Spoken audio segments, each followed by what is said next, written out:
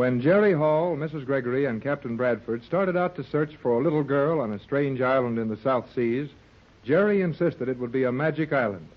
Now that Joan, Mrs. Gregory's long-lost little daughter, has been found on the island, and G-47, the mad scientist, and his weird colony are holding Mrs. Gregory, Bradford, and Jerry prisoners, the strange island of Euclidia is indeed almost a magic island.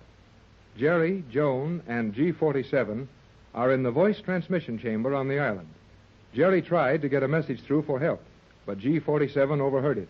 He turned a ray gun on Jerry and Joan. Mrs. Gregory's California radio operator is still trying to hear Jerry. What has happened, Hall? Cannot get your signal. What has happened, J-24? J-12C to Enough of that. So, you young fools, you would try to warn the outside world of my plans, would you?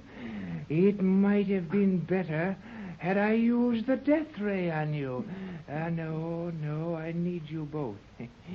You have been unconscious for 50 seconds. 10 seconds more and you will revive. Then you will send a message I want you to send. Now, you should regain consciousness in just 3 seconds. That's funny. I was talking to J-12 in Los Angeles, then the set went dead. I'll get him again. You will do exactly as I say, young man. Golly, I didn't see you. Say, what did you do to Joan? Joan, what's the matter? She did not receive the ray from this little toy of mine until after you did. It is just time for her to awaken. Now. You turned the ray gun on Jerry, but he is not dead? No. I used only the 60-second paralyzing ray. What are you talking about? Nothing happened to me. Didn't you see that I was asleep, Jerry? You were mighty quiet and funny, all right. G-47 turned his ray gun on us when he heard you trying to warn your friends in California that you were held prisoner here on Euclidia. I didn't see any gun. I heard something that sounded like a baby screaming, a little child screaming way off. Then the radio set went dead. The radio set, as you call it, did not go dead. I merely put you to sleep with the 60-second ray. You were trying to deceive me. You bet I was. And I'll try it every chance I get. Oh, do not speak like that, Jerry. G-47 can do with you exactly as he pleases. Let him get busy on his worst then. I'm going to get off this island some way, sometime, and nobody's going to stop me. You are a fool. Even a brave man knows when to keep quiet. You are as completely in my power and cut off from the world as if you had never known it to exist. This little ray gun is only one infinitesimal part of my equipment for handling fools. Is that the little thing that put us to sleep? This is it. That doesn't look like a gun. It isn't any bigger than a lead pencil. Just the same, Jerry. That little thing will throw a ray across this island and carries enough power in it to paralyze 1,000 people. You have learned your lesson well, Cleostra. Oh, nix on that Cleostra stuff. Her name is Joan. She's Mrs. Gregory's little girl, and I'll call her Joan. You will learn to call her Cleostra. Her Euclidean name is the only name she will ever need. And it is our wish to know her as the symbol of Cleostratus, the great astronomer of ancient Greece who gave us the zodiac. Well, I'm going to call her what I like. Yeah, and that's not all. That is entirely too much. Silence, both of you. You will now send the message I instructed you to send before. And this time I will stand directly behind you with this little ray gun trained upon you. Go on, Jerry. Do as he tells you. Move the transmission lever there upon the map of California. This is the craziest radio set I ever saw. I push a button and talk to Los Angeles, but I'm talking to a blank wall. You are talking through a wall, a porous sound wall, behind which the directional voice transmission apparatus is located. The wall is bulletproof, my young fool. So do not waste your time trying to damage the apparatus. Go on. Be careful, Jerry. Do not try to send any message except exactly as G47 tells you. Oh, I got enough sense not to want him to put me to sleep again with that thing. Well, here goes.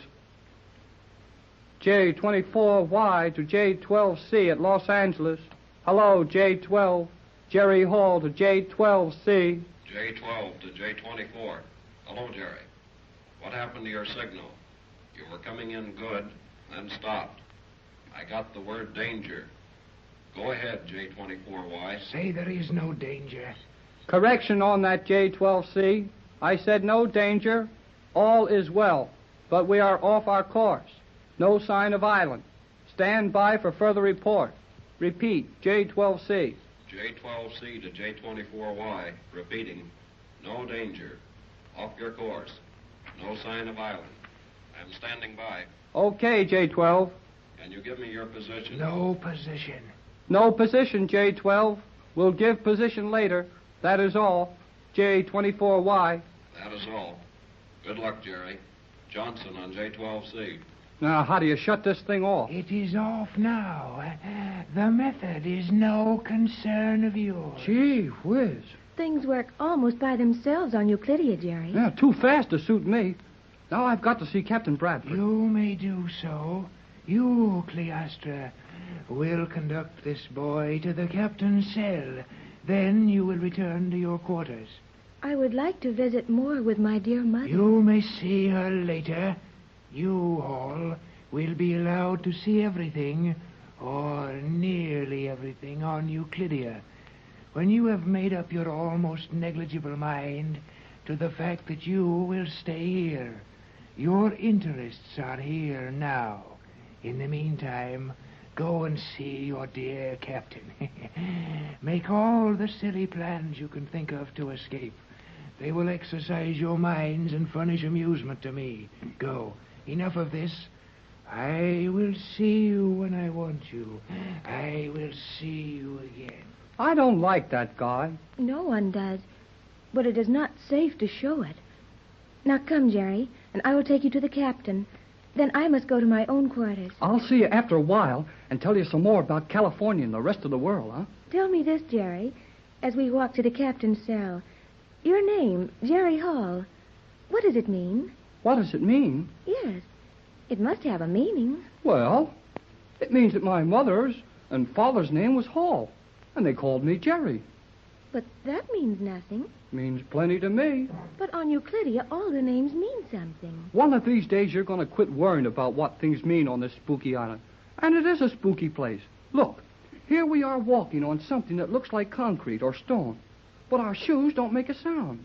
That is not strange to me. I have seen how they make the noiseless rock, the transparent steel, and the invisible cloth. Golly whiskers. When we get off this island, we'll show the rest of the world a lot of swell tricks. I wish, Jerry, I wish you would not speak of getting off this island. You're only wasting your breath. You don't think we're going to get off, huh? I know you will not. And you will only make it dangerous for all of us if you try. Wait till Tex Bradford and I get down to figuring this out. And we'll make it dangerous for anybody that tries to keep us from going. There's Captain Bradford's cell. I must leave you here. Where? I don't see any cell. You do not look closely, Jerry. There's nothing but a blank wall in front of us. And if you look carefully at that wall, you will observe that you can see through it. And Captain Bradford is sitting in a little cubicle of a room. Doggone it. I'm getting tired of all these tricks. Why don't they have windows and doors like anybody else? Doors and windows are not necessary when you can see and talk through steel walls. I guess you're right. Hey, Tex. Captain Bradford. Yes, Jerry. Come over to the wall so I can talk to you. You may step nearer, Jerry, but do not touch the wall. The walls are charged with electricity, huh? Yes, and the power is enormous. That's why these walls make such good cells. Stop. You are near enough now. Hello, Joan. How are you and Jerry getting along? This Jerry of yours, I like him. He is a very nice, but very foolish boy. Oh, she's worried, Tex. Just because I don't let old G47 bluff me. I'm afraid it's no bluff, son. Better lay low and do what he says. I must go now. When can I see you again? I will come to you when I have permission. Oh, darn the permission. Steady, Jerry. Joan's right. No use trying to go against the rules here till we have a plan. I'm sorry. I'll see you later, Joan. Goodbye, Jerry. Be careful what you do. Goodbye, Cleostra. You don't like that name much, do you? Oh, it's all right. I don't like it because old Geometry gave it to her, I guess. Well, now that we have a minute to ourselves, let's see what we've learned about our situation here. The more we learn about it, the worse it gets. Where's Mrs. Gregory? She's in the room where they make dresses in 300 seconds, wherever that is. Well, as long as they don't injure any of us, we have a chance. Not much. I tried to cheat on a radio message to Johnson, and old G-47 turned a ray gun on me. Did he hurt you? No, just put me to sleep for exactly 1 minute. Then when I woke up, he had me believing I'd better not try it again. Did you get through to Johnson at all? Yeah, with the old guy shoving his gun in me, and in my back, I had to tell Johnson all was well, that we were off our course but in no danger, and that we didn't know our position. Good boy. That helps a lot. How could it? I didn't have time to show you all the things we have on that yacht. And you didn't see any of our equipment at the Gregory home.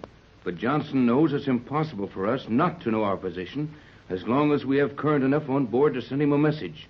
And in an hour, he'll have our position all figured out. How can he do that? Just as we did on the yacht when... No, I'd better wait for another time to review that.